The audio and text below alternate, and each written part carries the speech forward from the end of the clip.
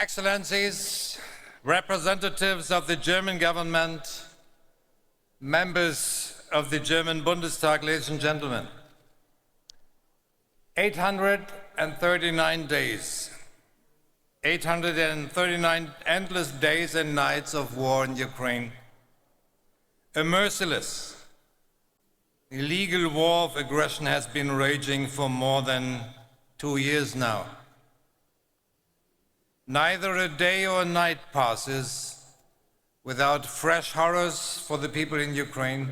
Every plane appearing in the sky over Kiev, Kharkiv or Odessa brings with it a deadly threat.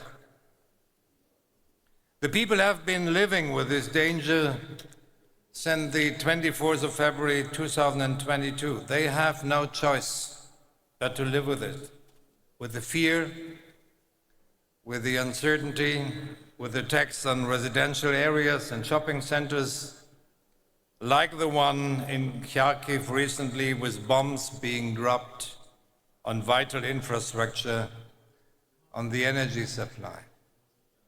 They are living with the terror of serious war crimes, with destruction and suffering, with death.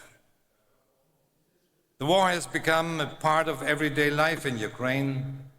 Friends and family at the front, constant sirens and push messages, people seeking refuge in air raid shelters and underground stations. But ladies and gentlemen, there is more to everyday life in Ukraine. There are young men working in steel production to keep the economy going. Families celebrating Easter with their traditional customs.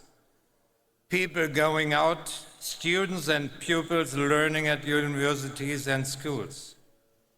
And this part of everyday life is important for the people. Ukrainians have been defending themselves against the Russian aggressor for more than 2 years, not least so they can live their lives in freedom and without fear. This battle is about more than mere survival. It is about surviving to live in peace and democracy. Ladies and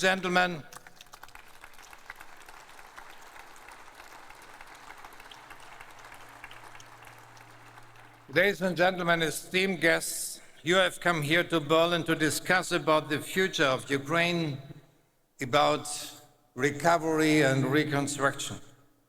And I'm very pleased to welcome especially our friends from Ukraine. Welcome.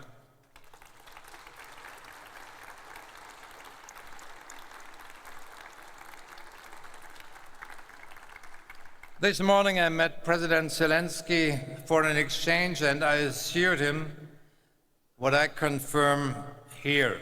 We remain firmly on Ukraine's side in the fight against Russian aggression.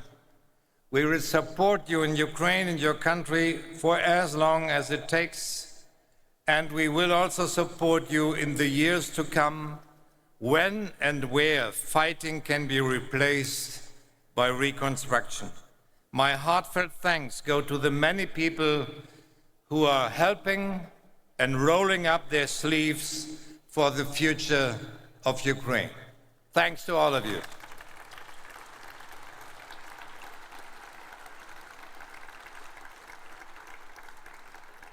Excellencies, ladies and gentlemen, to my mind, there are 4 key issues when it comes to the reconstruction of Ukraine. First of all, economic reconstruction, which is vital to a fresh start.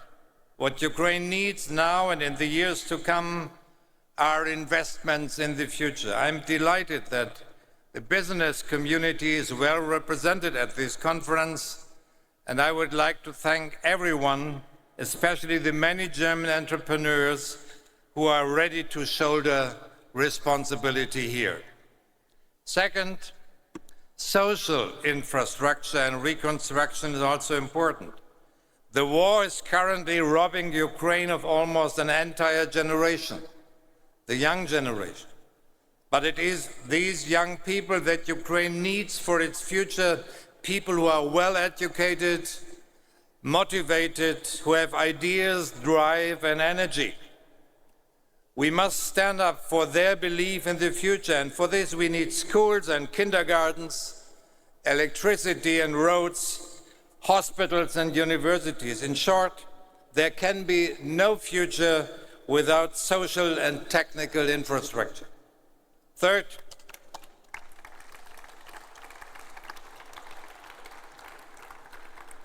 Third, we have local and municipal reconstruction. In autumn 2022, President Zelensky and I assumed the patronage of the German-Ukrainian town twinning network with wholehearted conviction. Many more towns and communities have joined since then, joined in the midst of war.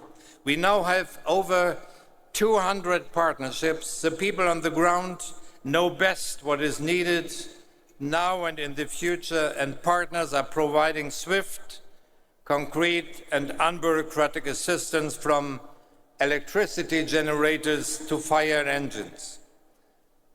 And fourth, there is a future of Ukraine as part of Europe.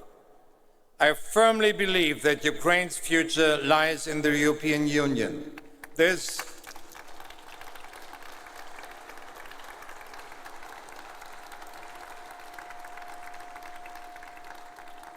is why it is so important that Ukraine has become a candidate country and that negotiations can begin soon. I believe this is precisely what gives many Ukrainians courage and hope in these difficult times.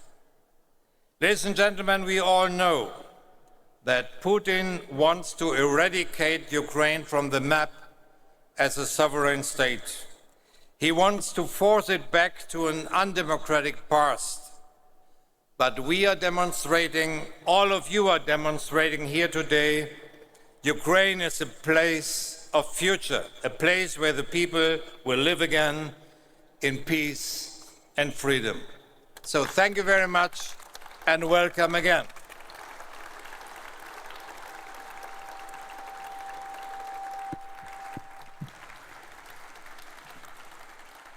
Thank you.